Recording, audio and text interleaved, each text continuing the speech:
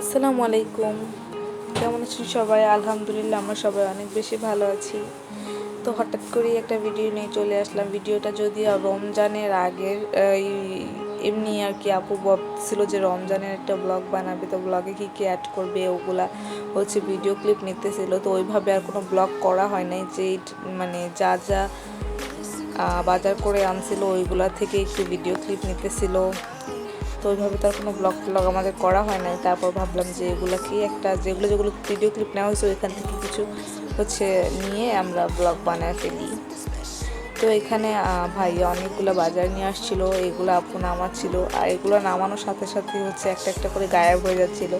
রায়সামণি এগুলো নিয়ে খেলা করতেছিল। তারপর রায়সামণিকে ডেকে আবার সব কিছু গুছিয়ে সুন্দর করে আমি একটু ভিডিও ক্লিপ নিলাম। তারপর ওই বাজারগুলো সরিয়ে হচ্ছে আরও আরও অনেকগুলো বাজার ওগুলো নামাচ্ছিল। এখানে পোলার চাল ছিল, তারপর সরিষার তেল ছিল, শরবত খাওয়ার জন্য গুড় ছিল, আর হচ্ছে চিনি ছিল, মানে আটা ময়দা যা যা লাগে আর কি সবই ছিল।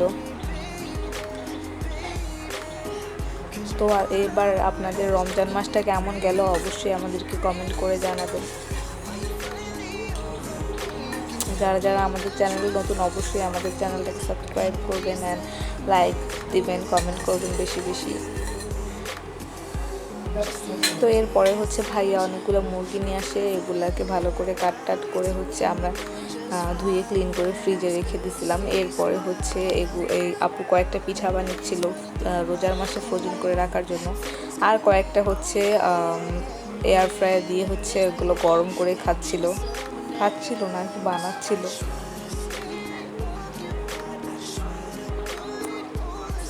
এইখানে আপু 4 মিনিটটা দিয়েছিল, বেশি দেয় নাই, বেশি দিলে আর একটু ক্রিস্পি হতো। তেল ছাড়া খাবার অনেকটা বেশি স্বাস্থ্যকর, আপনারা চেষ্টা করবেন তেল ছাড়া খাবার খাওয়ার।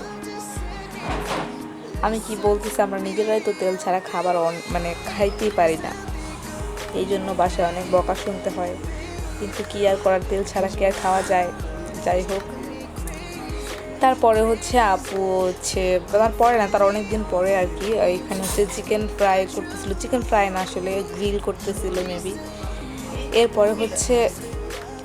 এরপরে দেখতেছিলাম আর কি হচ্ছে ছাদের উপরে ইফতারি আয়োজন করতেছিল, এটা আমার অনেক ভালো লাগছে। আপু ইফতারে অনেক কিছু ম্যারিনেট করে রেখে দেয়। এর পরের দিন হচ্ছে আপু বাসার সবাইকে ইফতারি দেয়, এখানে ফিরনি ছিল, তারপরে হচ্ছে আর অনেক কিছু ছিল। এরপরে হচ্ছে ভীষণ থেকে আমাদের তরফ থেকে কিছু গিফট আসে, যেগুলো আসলে দেখার পরে অনেক বেশি ভালো লেগেছিলো। প্রত্যেকবার এর চেয়ে আরও অনেক ভালো ভালো জিনিস দেয়। এবার হচ্ছে দোকানের হাবিজাবি মানে খাবার টাইপের বেশি দিচ্ছে, এর আগেবার মশলা টশলা জাতীয় যাবার মানে খাবার এগুলো একটু বেশি দিছিল, বাট এইবার হচ্ছে একটু মানে স্ন্যাক্স আইটেম বেশি দিছে।